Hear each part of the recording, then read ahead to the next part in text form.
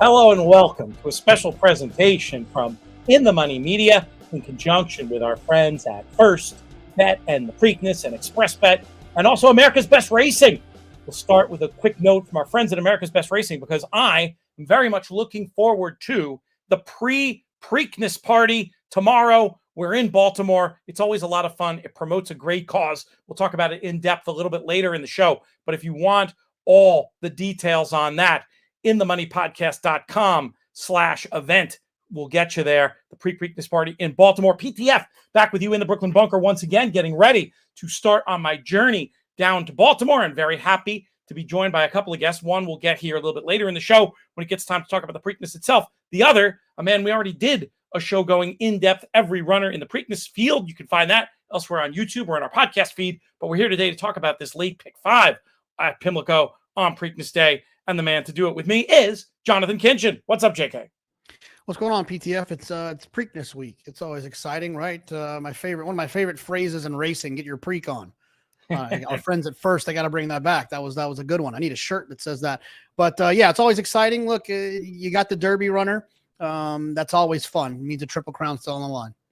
That's it, and we'll get to what his chances are a little bit later in the show. The wager we're going to focus on is this late pick 5 that culminates in the Preakness.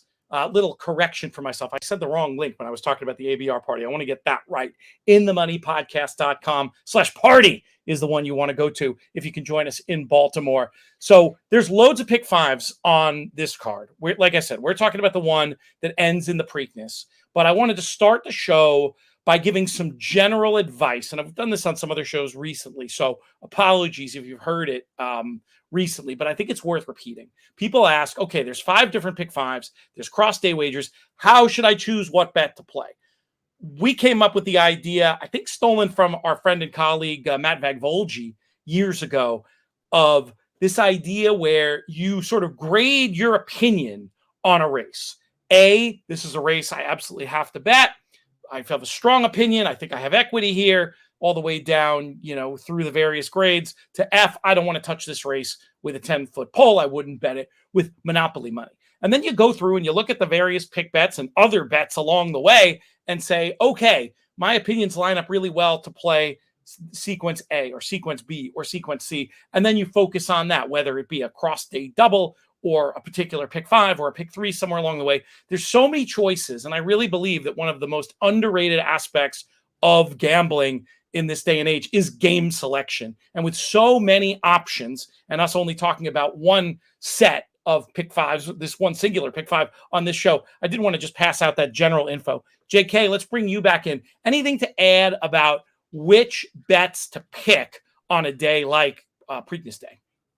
Yeah, I mean, look, I think that, it's the obvious one is the one that ends with the big race, the Preakness, right? I mean, I think just from a fan standpoint, I love to be alive to the big race, whether it be Kentucky Derby, Belmont. So although I do agree with what you're saying in terms of identifying which wager best suits your attack for the day, yes. But I'm also 100% fine with the fan part of it, where I just want to be alive to the Preakness when it comes on NBC or the Belmont when it comes in on Fox, and be able to have that moment alive to a horse or whatever it might be. But then the other thing too is those races ending in the Preakness are always going to have outsized pools. They're also going to have what some might want to call dead money in them as well. So I think that those are always pretty good opportunities ending in these Triple Crown races. Well, that's really the reason why we're focusing on this one. I do think it's, probably on its face the sexiest of the opportunities, just because it gets to pay off in the big race. It begins with the 9th race on Saturday, which is the James W. Murphy Stakes. We've got these 3-year-olds on grass going a mile. JK, how were you going to start things off when it comes to this Preakness Day Pick 5? Yeah, look, we're a little early on numbers here, so that's always a lot of fun. But thank goodness producer AJ put the numbers up on the screen for me. I like the 9 Echo Lane quite a bit. A horse that last time at Gulfstream Park, back-to-back times at Gulfstream Park, closing into what I like to call a slow pace. And I think that horses, when they're closing into slow paces, they have a lot to offer in their next start. It doesn't look as good as it might. Think about it like this. If Usain Bolt were to walk for 10 meters and then sprint the remaining 90, he's never going to have a final time indicative of how fast he actually ran those 90 meters. I think that can happen sometimes in racing as well, where we're so figure based, but these most figures don't include what happened throughout the race. They only give you a final number based on that final time. And the final time can only be so fast when the first part of the race is slow. So the 9 Echo Lane is one that I like. And then Fulamino, another one. I don't know if that horse is on the AE or not. I can't tell the past performances I printed. The 12 horse. There we go. Blinkers on. Another one. Closing into a slow pace, you get Flavien Prat, you're drawn towards the outside, not ideal. But when I have a horse I know is going to be finishing, I don't mind being drawn towards the outside because at least you're going to stay in the clear and at least you're going to be able to have an honest run without getting stopped or getting trapped. Yes, Flavian's going to have to find a way to get over, save a little bit of ground at some point of the race. But I do think these two horses make the most sense to me. And I'm a little bit spready towards the back half of this. And so one of the things I'm going to do is I'm just use these two horses as A horses to get started in this pick 5, because if and when I'm wrong, I can come back in the pick 4. If and when. Very funny. We're Oppo here. I've got 2 other horses I want to mention. I agree with the idea of maybe reaching towards horses that are going to be finishing in this spot, but I just came up with 2 different ones. So I was just projecting in my mind might be able to pull better trips, starting with the 4 Twirling Point. I thought this horse ran great in the Jeff Ruby, coming from far back after not breaking well in a race where the pace really held together. And the form of that run looking really good with Tricari coming back to win at the grade 2 level in the American Turf on the Derby undercard. The other one I wanted to mention is number 3, Massif. This horse I thought ran really well off the bench, and another closer that should get a setup for a barn that's going well. So we're together in what we think of the race shape. We're just landing on different numbers to start things off, and we'll see. Hopefully one of us is still alive as we pivot and head into leg B in this sequence. We stay with 3-year-olds, but we move on to the dirt with the Sir Barton Stakes, where we've got a competitive looking field here, going the mile and a 16th at Pimlico. And this pace situation to me looked maybe the opposite of the other one, where it felt like one where you wanted to be on the front end. And the horse that I thought looked possible, especially looking at something like the Timeform US Pace Projector, to get the best trip on or near the front was the 8 Tuscan Sky. This was a horse whose whose first win was fast enough, got him appearing on certain Derby lists, even ours for a second, or maybe he was never on the list, but we tabbed as a potential live long shot. Didn't do any running in the Wood Memorial, but did have plenty of spots of trouble in there. We know this horse handles off going, which I must say now is a possibility for Saturday. Could be loose. I thought Tuscan Sky looked very strong in this year's Sir Barton. JK, what say you?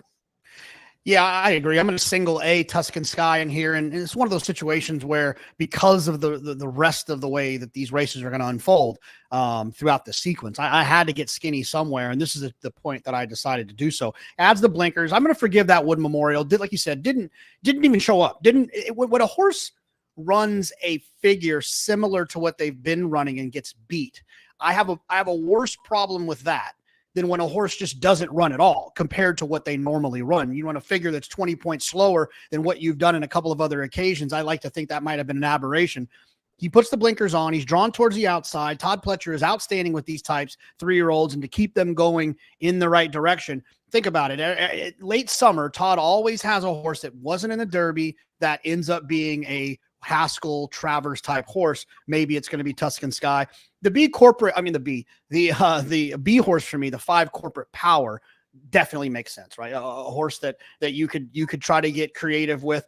I love races like this when most players will feel they can tie it up with 2 horses, the 5 and the 8. Feel like they can wrap this race up.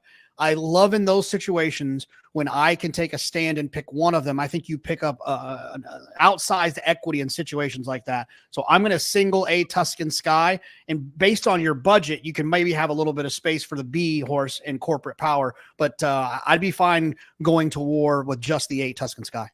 All right, so we Oppo in race number 1, singing from the same prayer book in the second race, leg B of this pick 5. Let's see what happens as we get to the hinge, the Jim McKay Turf Sprint Stakes. We're going the Flying 5, and the fact that this is just 5 is one of the things that I looked long and hard at in my analysis of this race. I think one thing people do wrong sometimes in turf sprints is not accounting enough for the difference between 5 and 5.5 and 6. I know, JK, you have strong ideas about how to handicap these turf sprints. You've actually helped me in the 5 years. Actually, it's longer than 5 years now, believe it or not, that we've been working together. Gosh, it's almost 10, isn't it, that we've been working together? You've really helped me with my turf sprint handicapping. So with that in mind, given that you've been my teacher in these races to some degree, we'll ask you, how are we going to get through race number 11, the Jim McKay Turf Sprint Stakes? Well, yeah, I mean, I think that the mistake that people make when they look at turf sprints is, like you mentioned, there's two things that happen. One, they don't take into account the difference between 5, 5.5, 6, and if you're a West Coast type, 6, 6.5. And I think that what happens in those situations is they kind of lump them all together, especially the flat 5, whether it be at Gulfstream or whether it be here in the Jim McKay Turf Sprint. This is a situation where there could be 17 speed horses in here, and it does not mean it's going to fall apart. I think the mistake that people make is they look at these races and say there's, pace makes the race. We all learned that when we first started playing this game, and people fall in love with that idea that this thing's going to fall apart because there's so many speed horses in here. And often that's not the case. I think being forward, especially going 5, is something you want to do. The problem is, well, not the problem, but in a lot of situations, that can lead you to having a pretty confident play for a horse that's forward and has a lot of speed, but still has that final fast number. There wasn't one that I could necessarily lean on in here. And so I'm going to play for a little bit of chaos in this race, and I'm going to try to catch something by spreading, by using horses that I think are going to be forwardly placed and horses that I do think have enough talent. I'm going to spread pretty heavy here. I'm going to use the 1, Grooms All Business, who's got some nice tactical speed from the inside. I'm going to use the 7, Where's Ray, the 8, Boats a Rockin', the 9, That's Right, the 10, Charging, and the 12, Beer Can Man. My biggest fear is that I think Beer Can Man might be the best horse, and when you spread in a race where you use the best horse in the spread, it can be a little bit frustrating when that horse beats you. But I'm hopeful, not for our friends at Little Red Feather, but I'm hopeful for the wagering standpoint that outside draw should be able to get this horse's price to kind of drift up a little bit, and also maybe hinder the chances a little bit, which opens the door for some of these other big prices. But I'm going to spread in here. I don't see that standout speed type, but I see a whole lot of horses that are going to be forward and a whole lot of horses that look very similar. I'm going to spread in here. Boy, we are funny in this one because you go 6 deep, I go 2 deep. None of them are the same. So again, a race where, like the first one, hopefully one of us will be right and get to continue playing. I'm with you. I'm always going to give extra credit to a horse I think is going to pull a great trip on or near the front in here. That's the horse I ended up going with as a backup. On top, I'm going to go with a local legend, a real warrior, a horse who's had success going the flying 5 at Pimlico before. Caravel's brother, number 11, Witty. Just a tough old customer. I thought might have a subtle class edge on some of these, and just a very consistent performer. Second off the layoff, has won over the course and distance, handled some cut in the turf. Another concern I have for some of these. And Liz Merriman, a very, very good under the radar, underrated trainer. I had the pleasure of having horses with her years ago, and I got to appreciate her skill around these animals. And you're not paying any kind of premium to get somebody who I think is at a very, very high level when she's calling the shots. I'm going to put Witty on top. Again, the race is going to have to come back, but he's done it before. The sister did it. Maybe he can do it again. I like Witty on top. For the other runner who I just thought saw a world in which could maybe just get the right kind of trip if the pace holds together. This horse has had a lot of trouble lately, but the number 2, Karatari. And when I say trouble, I mean not really trouble in the sense of, oh, that was a trouble trip. Trouble in the sense of hasn't been getting the job done. But I think Karatari here might get a run sitting just in behind speed horses, saving ground. It's a bit of a yes. I think this horse is going to be an okay price, and I wanted something on or near the lead. This 10-time winner, this 8-year-old. I'm going with the old boys in this one. I guess Witty's not that old. He's only 5. But I'm going with some real veterans, let's put it that way, to hopefully get the job done in this turf sprint.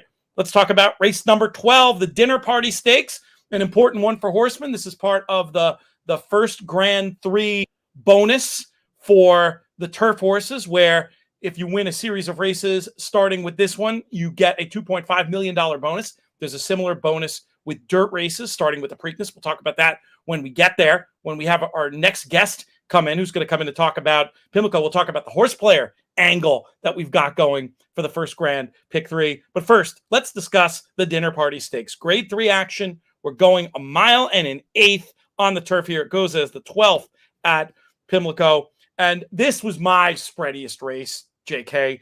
There are 2 that I'll talk about as A's, and I'm going to probably flip the order based on what's going on with the ground. I will use both as A's, but it's just a question of which one becomes the top pick. In my notes, I wrote down, being an optimist that will have good weather, the 10 Emmanuel is a horse I've always liked. Versatile in terms of running style. Went off form last year, late in the year, but came back with a good run.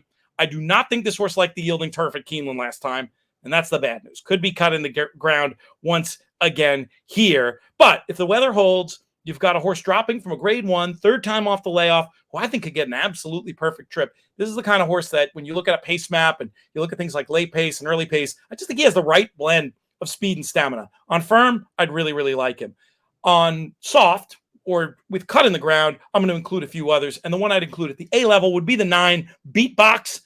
Again, could become the top pick for me. That was not an easy run through last time. And I just like this horse's attitude, staying on well to the line in a race that's produced decent form. I think Beatbox could be ready for a test like this. Others I wouldn't mind throwing in include Atone, Highland Chief, Running B, just horses with numbers that fit. This is a tough race because they're very, very narrow band on numbers. So as you can tell, I don't usually mention 5 horses, so I struggled with this a little bit. JK, do you have any more clarity for me in the dinner party?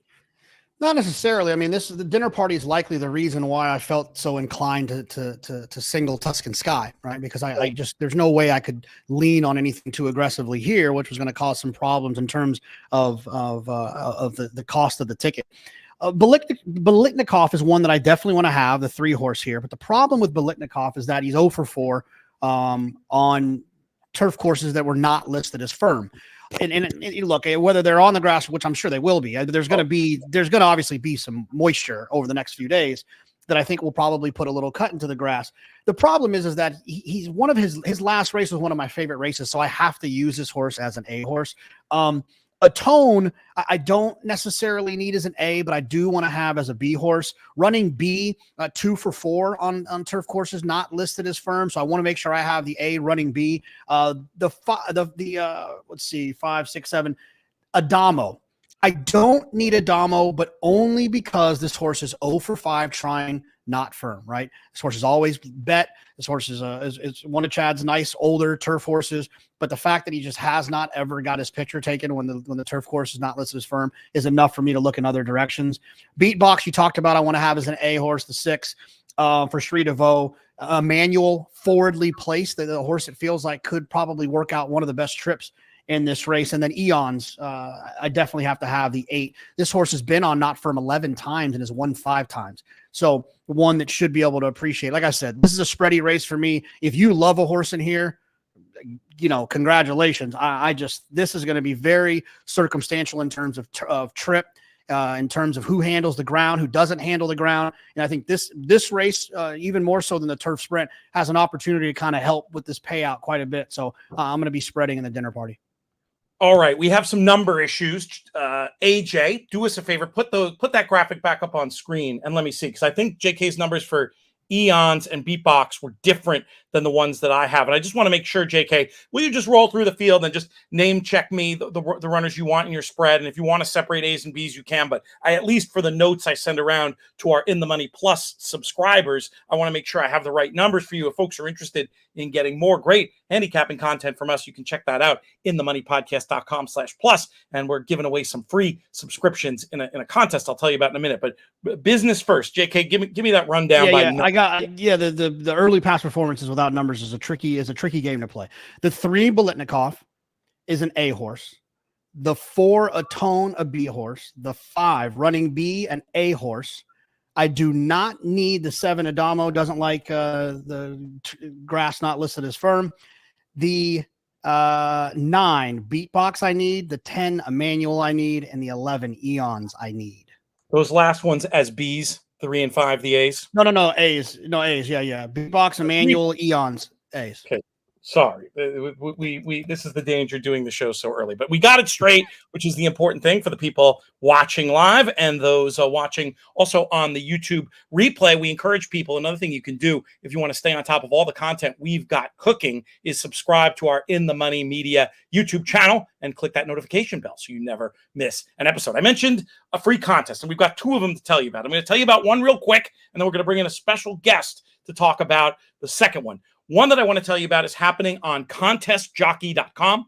This is a free contest, and we have a variety of prizes on offer. One of the coolest ones, and we'll have the guest speak to this as well, we've got a thoroughbred race as the top-up/get-out race, the nightcap on Preakness Day. You can win free bets to that race by finishing high up in this contestjockey.com tournament. Again, it's free to play. Also, the top 10% of finishers are going to get a free month of In the Money Plus, the service I was just talking about. It's almost like we planned that. We did not. But yeah, so those are the things you can get when you play in this free contestjockey.com tournament. The format is new. It's fun. It's different. It's all explained if you go to contestjockey.com and sign up for a free account now. And now, without further ado, we bring in the man, our third host, our third guest on the show.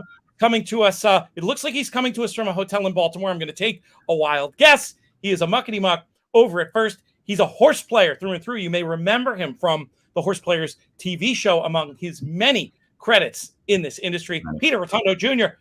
Pete, what's up, going buddy? on? How are you feeling? Guys ready for action? Ready.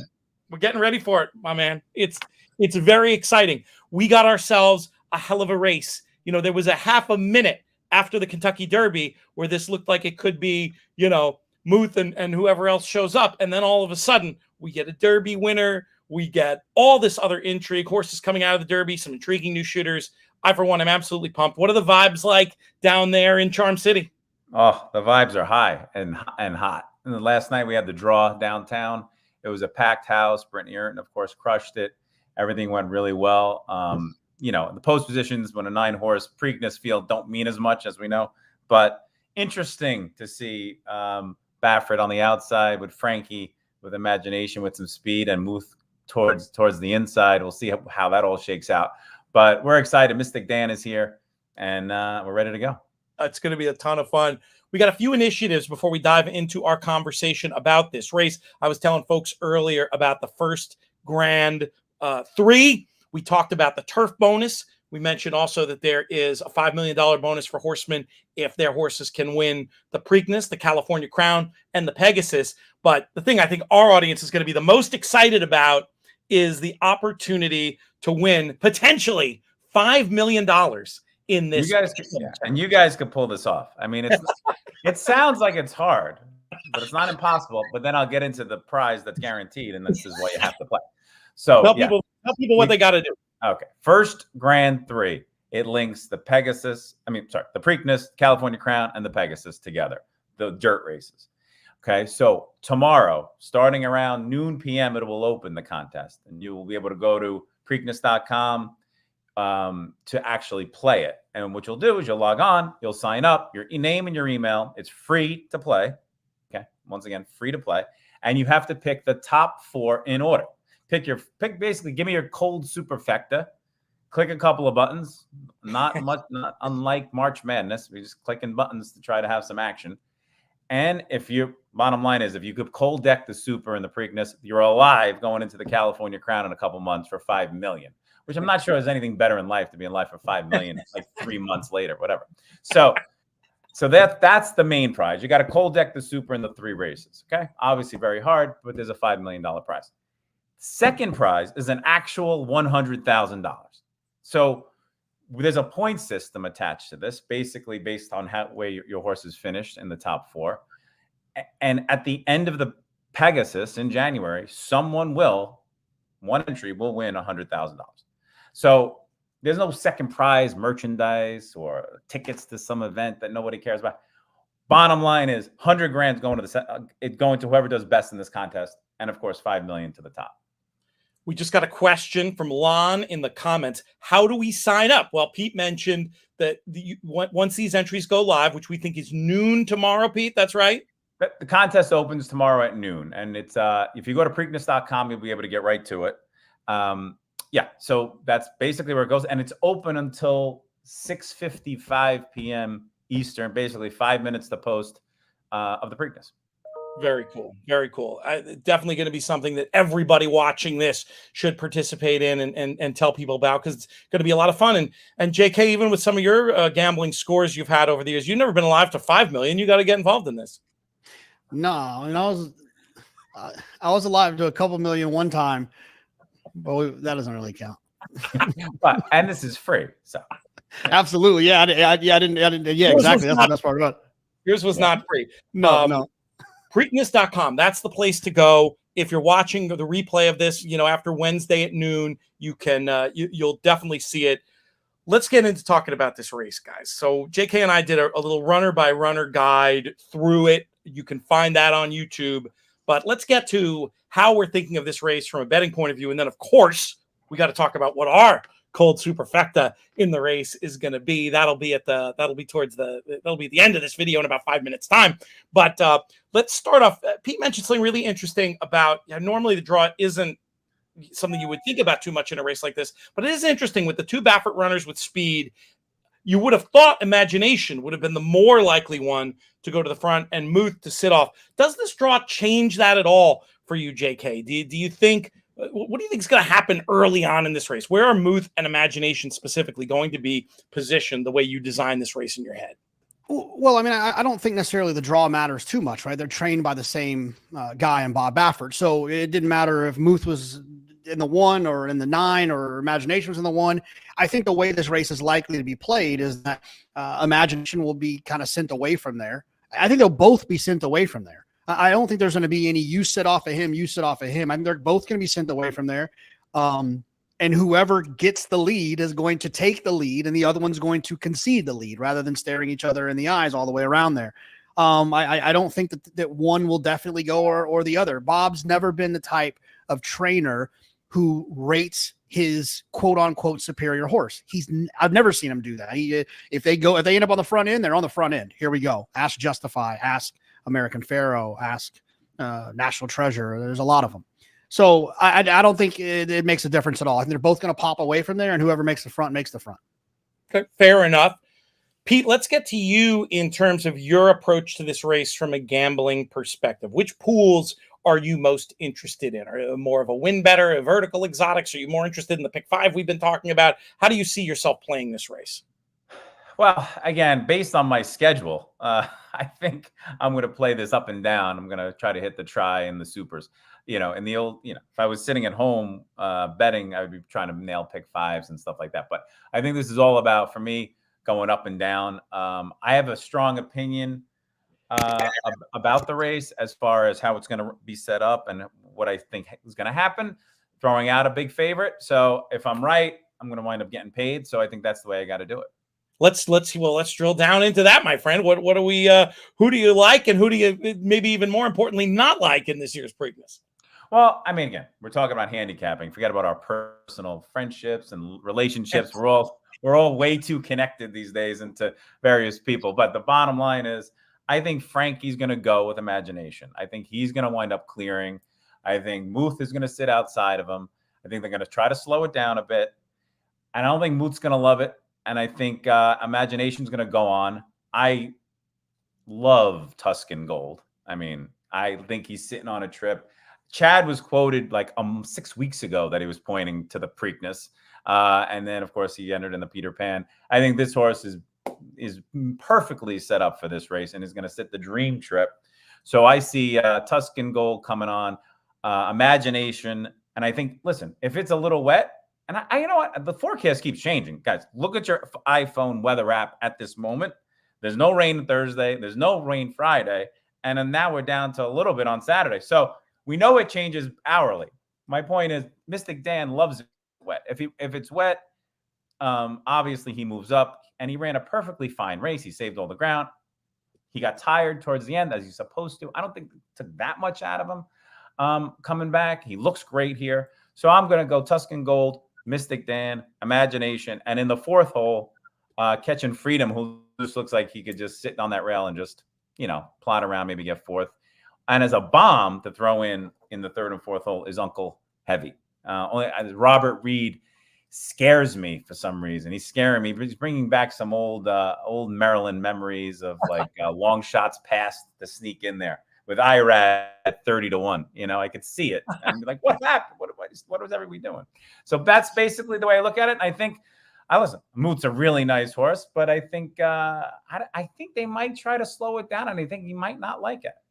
I hear that has been known to happen, and it can be that case of where having the two in a race can work against. I mean, I take JK's point. They break and play the break and see what happens, but that's a horse who might be in a different situation than he's ever had to be in before, and they don't always like it. So at the price, he's one sitting off the pace. I'm not saying he can't do it, of course. I'm just looking at it like I think Imagination, especially if it's wet, is going to run. He's bred. Look at this. You got some of the breeding. The brother I looked at it before loved the wet, and I just feel like he might. And Frankie, listen, Frankie's first ride in the Preakness. Who knows if it's last? He's going to the top. We're getting a call. We're getting a call anyway. Right, exactly. So I mean, that's the way. That's the way I'm looking at it. So if I'm writing down your pick 'em bet, we're going 8-5-9-3. That would be the main one. Is that? And of course, my dad texted me 2 minutes ago out of nowhere, and he goes, "Here's my cold super." He doesn't even know what I'm involved in necessarily, right? But out of nowhere, his cold super came by 8-5-9-2. So the genetics are kicking in here. Yeah, it's a little crazy, right? So well, he was dead on. We had him on talking Derby, your dad, and he gave one of the best cases for Mystik Dan of anybody that we heard. So that's interesting that he likes him, but not. It's kind of funny here. See, I like Tuscan Gold too. This was the horse that I was planning on picking, but JK said nice things about him in the other video. You're saying nice things about him. Am I starting to think that the 8-1 I was hoping for is not going to materialize? JK, what are your latest thoughts on this year's Preakness? Well, I mean, I think that there's a couple of conversations, right? That we're having three, I think, in one time is who do you want to bet to win in this race? Who do you want to play in the Superfecta contest? And who do you want to play in terms of your multi-race bets, the pick 5, which we're covering here? And to me, it's all different answers. And I know that sounds a little bit confusing, but let's start with the Superfecta contest. I don't give a darn what the price is. I just want to hit that. You need to be alive and hit the superfecta. I don't care if it's the first 4 chalk. It doesn't matter. You got to just do what you think is going to happen regardless of price. You can worry about getting cute later in the 2 subsequent races on trying to take the whole 5 million. So that's that conversation. And for me, that's going to be a horse like Muth on top. I think he's the most likely winner regardless of his price. From a pick 4 or pick 5 standpoint, a multi-race standpoint, I got to have all 4 of the horses that we've kind of mentioned already. I got to have Muth. I have to have Mystik Dan. I have to have Imagination. I have to have Tuscan Gold. And when it comes to that, it's because I believe that Muth and Mystik Dan are the most likely winners, but I believe they're going to be completely overbet. And I think they're going to be overbet in every pool possible. But I do believe they're the most likely winner. So I have to have them. I don't want to get beat by them with my other opinions in the pick 5. As far as Imagination and Tuscan Gold are concerned, I think they offer a ton of value where I don't necessarily get warm and fuzzy about the top 2 choices being the most likely. I like Tuscan Gold. I like Imagination to potentially do a National Treasure, get loose on the front end. If you're going to ask me who I think is going to win the race, I have to pick Mystik Dan for winning the race because I thought he ran sneaky good in the Derby, being close to that fast pace, although he did get a beautiful trip. And I just think that, coming back in 2 weeks, I know people like to talk about coming back in 2 weeks. Horses run well when they come back off of Derby wins in 2 weeks. Historically, it happens. I think Mystik Dan will run well. So this is a very wide open Preakness with a lot of different ways to attack it. I wouldn't talk anyone off of any of the 4 horses that we named. You just got to pick what your goal is and what you're trying to accomplish. What should I list as a top pick in terms of our notes for all that, JK? We talked about the 4, 5, 9, and 8. If you were to sort of, just you're writing down picks for our notes, how do you want that listed? Well, I've always deferred to the idea that if you really like 4 horses and you feel like you have to use 4 horses in a multi-race bet, theoretically, and you use them equally, all as A's, you're supposed to use the longest price as your top pick because you've thrown them all into a barrel together and say that these 4 horses look very similar to me and I can't differentiate between the 4 of them, then you're supposed to take the longest shot. To me, that's probably going to be imagination. I just think that he's got a style that you want when you're trying to upset a big race like this. So officially, I'll take imagination. But like I said, I think all 4 of them are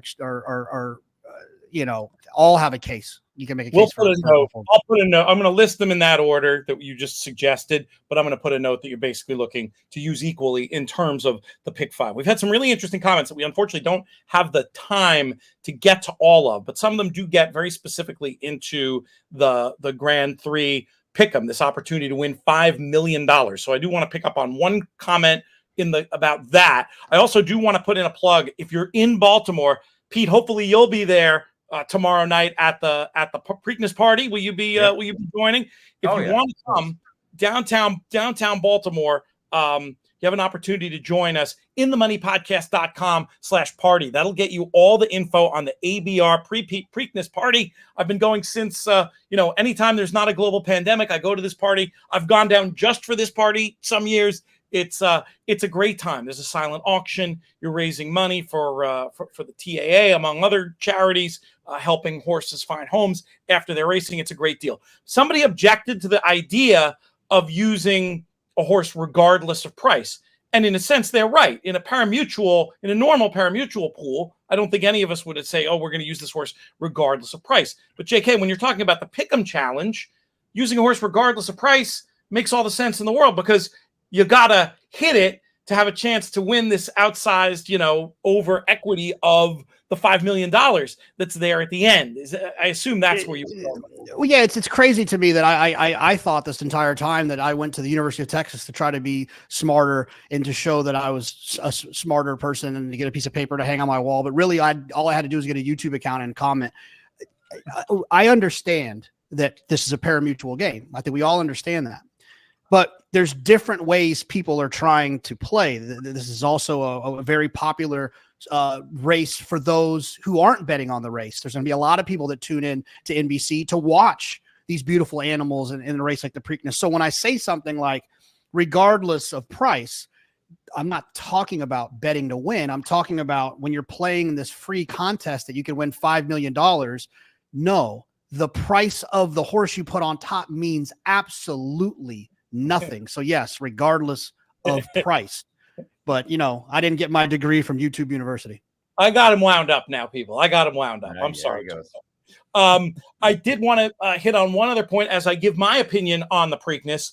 I think a lot of people are saying, well, Muth beat Mystik Dan in the Arkansas Derby, therefore that form is going to hold and he's going to beat him again. Maybe. I mean, I think that is probably likely in a lot of ways. But I'd also say this, when you go back and look at the trips that those 2 horses had in the Arkansas Derby, I think they were a lot closer together than the bare form suggests, given the tricky trip I thought Mystik Dan had versus Muth having things his own way. Mystik Dan also has, and I think JK is right, coming back in 2 weeks. I think the reason a lot of horsemen don't want to do it, they think it might have a knock-on effect down the line. And then they look at the racing calendar, as JK pointed out in another video, and say, hey, maybe there's this better spot. Oh, I don't know, just picking a random number here, 5 weeks away that they can run in instead of coming back in the Preakness.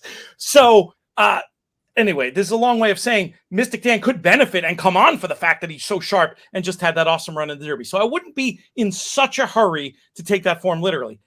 Having said all that, I still do prefer Muth to Mystik Dan, but I'm going with the same long shots that the boys have talked about in here. I think that I think Tuscan Gold is super duper interesting. This is like Chad Brown's specialty maneuver these days. Have a horse that's really good, but maybe not Derby good. Point him and run in the Preakness. What's happened the last 3 times he did this? There might have been one in between.